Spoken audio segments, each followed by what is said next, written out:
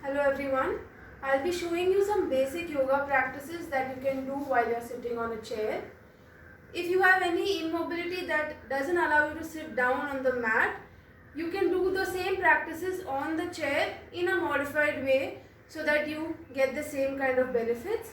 Also, those who have a desk job can also try these practices, or you may want to do these practices while you are sitting on the couch and watching your TV.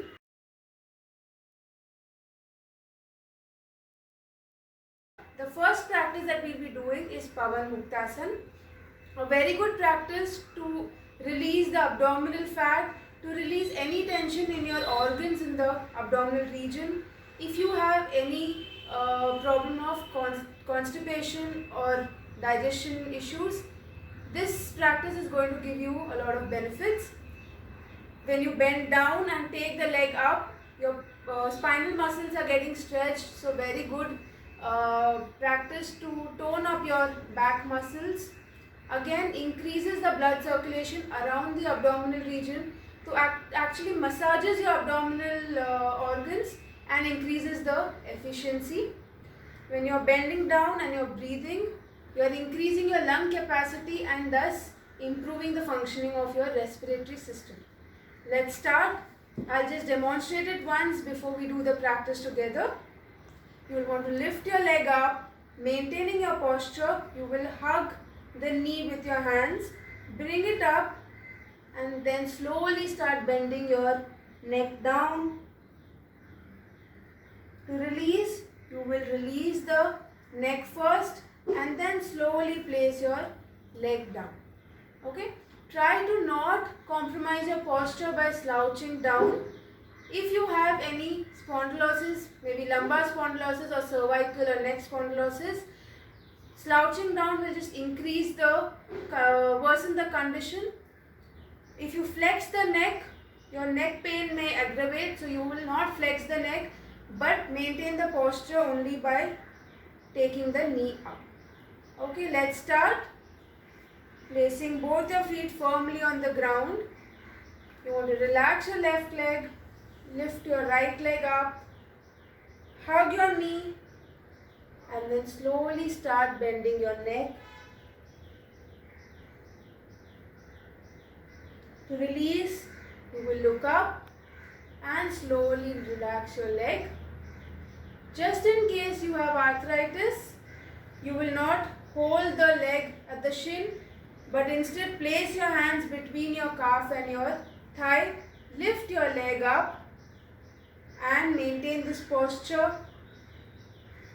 Those who can will flex your neck and try to touch the forehead to the knee.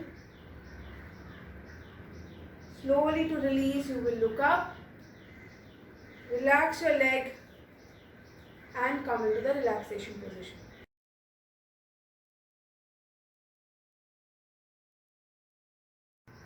Our second practice is going to be Parvatasana or the mountain pose. Again, placing your feet firmly on the ground. I want you to sit up tall, place your back straight, maintaining the posture. You will lift your hands from the side and join your palms above your head. Chin up. You will want to close your eyes. Continue normal breathing in this position. Hold this position for about 2 to 3 breaths. To release, you will open your eyes. Slowly, with your palms facing down, you will relax your hand and come into the relaxation position. The second way of doing this is to keep an erect spine. Join your palms in front of your chest. Slowly lift your hands up. Once you cross the forehead, you want to take the shoulders back and then stretch up. Ensure that your palms are joined at all times. Closing your eyes, continue normal breathing.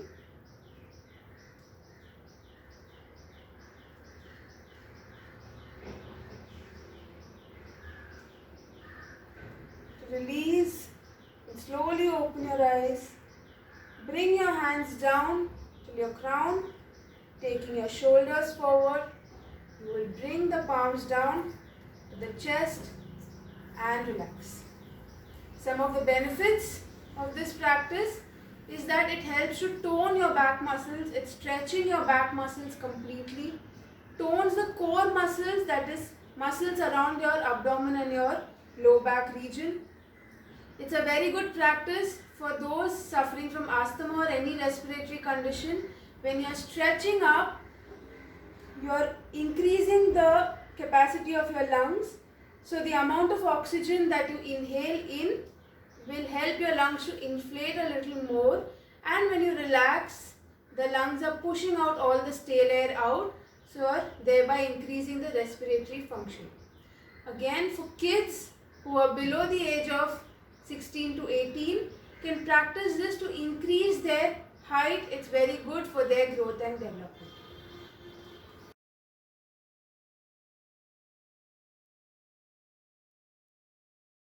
Our third practice is going to be Utkata Konasana, or a wide squat, or also called as the goddess position. I want you to slide a little forward on the chair, but ensure that your balance is maintained and you're not losing the balance when you're doing the practice. From this position, you will spread your legs out and then turn your feet outside. Ensure that you're pushing the knees out and then slowly lift your hands up to shoulder level. Bend your elbows with your palms facing the front. Push your low back forward. Close your eyes and maintain this position. Continue normal breathing. To release, open your eyes. Straighten the hand. Relax. Turn both your feet inwards. Lift your leg and come into the relaxation position. Some of the benefits of this practice is when you go into the final position, pushing your knees out is going to increase the flexibility of your inner thigh muscles. So those women who are pregnant can do this practice for who are planning to go for normal delivery will benefit from this practice. Again, you are toning your leg muscles, toning your hip muscles while you are in this practice. Maintaining this posture is going to increase the functioning of your nerves and maintain your posture.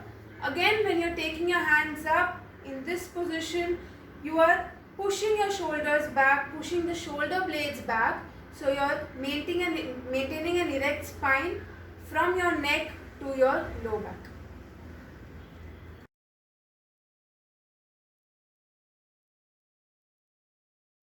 For our next practice, I want you all to stand up. We'll be doing a simple practice called as Marjarasana. It has two phases, Marjarasana A and B. Most of you may know it as the cat camel pose. So let's start.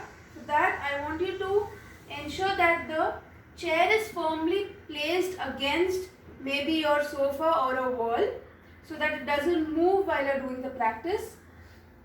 Again, take a 1 foot distance between both your feet so that it's hip width apart. You'll want to place both your hands on the chair. Ensure that the distance between your wrist and your knee is as equal as the length of your trunk. From this position, you will arch your back and look up. This is Marjarasana A. You can close your eyes if you want. Continue normal breathing. Slowly to release, open your eyes. Come to the neutral position and then round your back and take your chin to your chest. Close your eyes. Continue normal breathing. To release, open your eyes. Come to the neutral position and relax. In this practice, what you need to keep in mind is you're not shifting your weight forward while arching your back. and not shifting it back when you're rounding your back. Okay, I want you to maintain an equal weight on both your hands and both your feet while you're doing the practice. This is how you need to be doing. So let's move on to the contraindications. That is, who is not supposed to do this practice. Those with lumbar spondylosis will not do the second position. You will not do Majrasan B, that is where you are rounding your shoulders and taking your chin to your chest. You will do just Majrasan A and then come back to the neutral position and practice Majrasan A again. What are the benefits? It tones your back and your abdominal muscles. When you go into Majrasan A, that is where you are arching your back, you are stretching your abdominal muscles completely, increasing your respiratory function, increasing your lung capacity in that practice. In Majrasan B, you are rounding your shoulders, rounding your back and stretching your back muscles completely. Okay, that tones the muscles of the back in your core, strengthens your leg muscles and your hand muscles.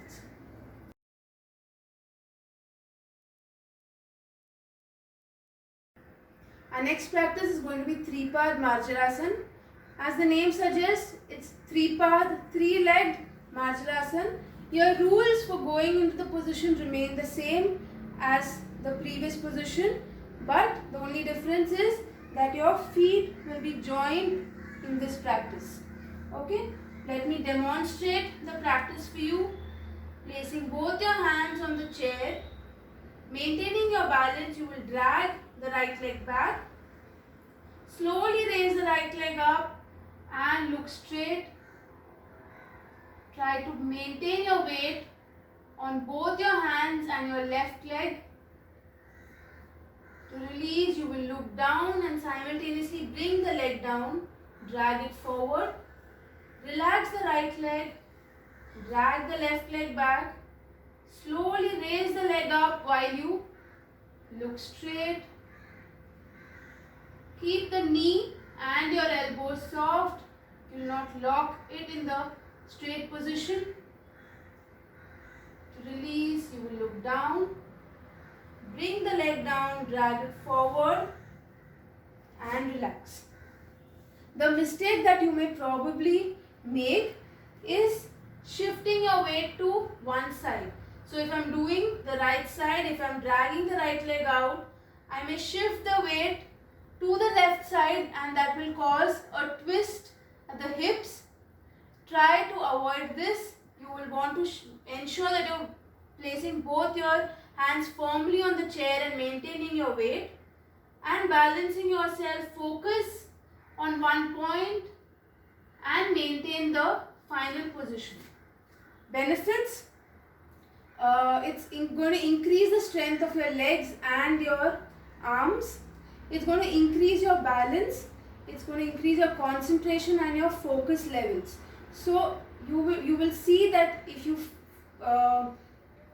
lose focus while you're in the final position, you may lose balance too. So focus on one point to maintain your balance.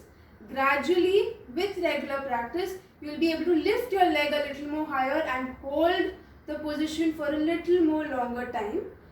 To start with, you will hold it for 2 to 3 breaths.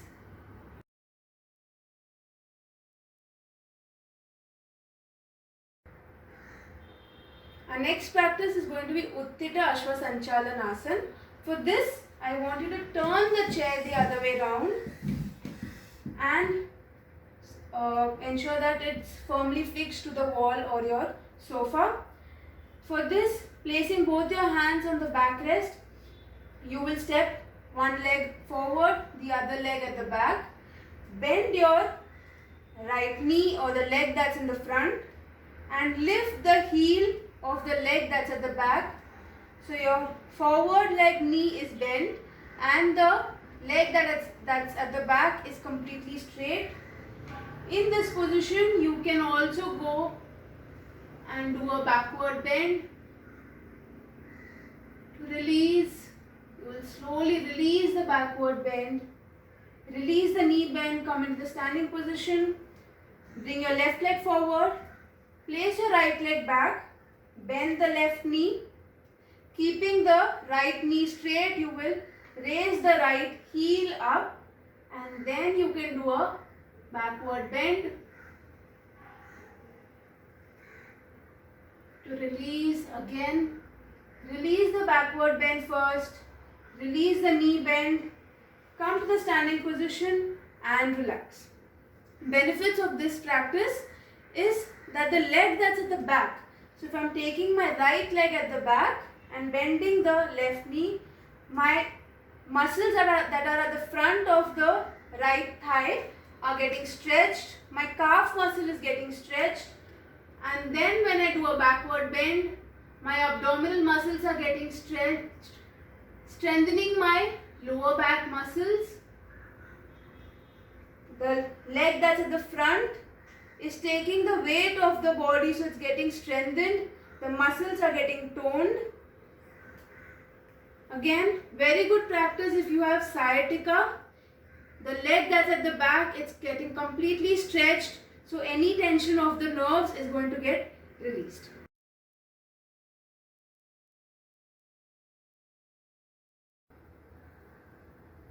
What I love the most about chair yoga is that people of all age groups can benefit out of all the poses that you can do on a chair. Also, experts say that 2 minutes of chair yoga not only strengthens your physical body but also improves your focus and your concentration levels. You don't need to be flexible to do yoga, but you need to have an open mind and all the poses are doable.